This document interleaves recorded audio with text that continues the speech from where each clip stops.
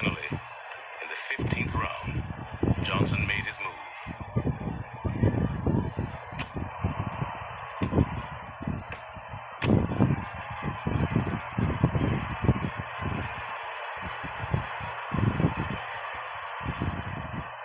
He who had never been knocked down was knocked down repeatedly.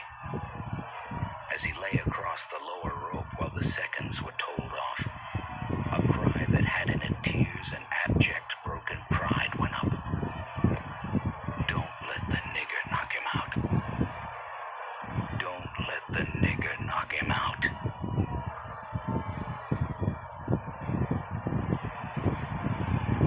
Jeffrey's side called it quits. The fight was over.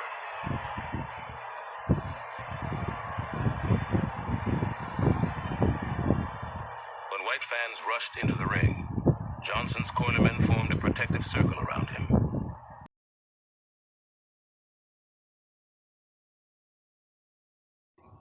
They found a way to beat him outside it.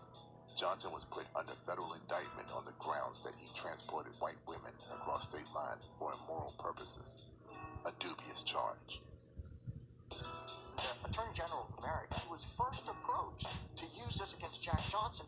He understood, we can't do this. This is a travesty. I think Jack Johnson's reaction initially was, the man's after me again. I can deal with it. But if I put money in enough palms, this too will pass. Taking only 2 hours to reach a verdict, Johnson was convicted by an all-white jury and sentenced to a year and a day in federal prison. Johnson was forced to flee the country to avoid prison time.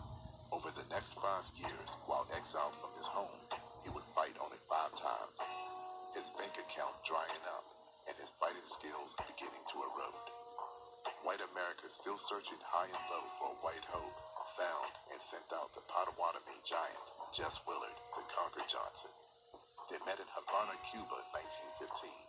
Jack, who was now 37 years old and out of shape, had the many Americans who traveled to see the fight believed they would finally see Johnson's defeat. He tries for a knockout in the first 8 rounds and throws everything he has at Willard.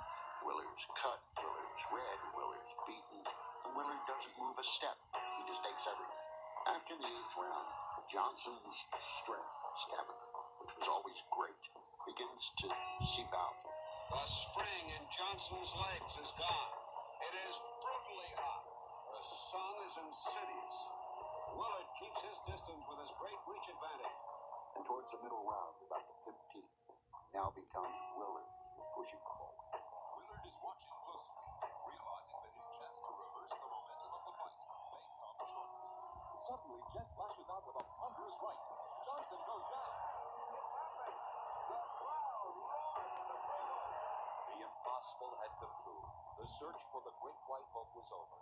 Jack Johnson had been dethroned. The partisan crowd goes wild.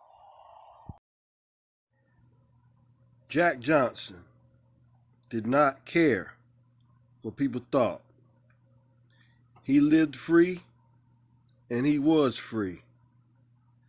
That's a lesson to us all. He lived in truth in a world full of lies.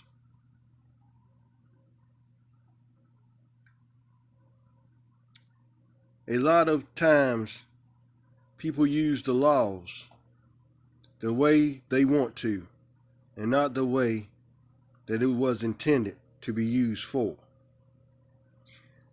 Jack Johnson was finally pardoned by President Trump for his 1913 conviction of a crime that amounted to nothing other than him traveling with white women.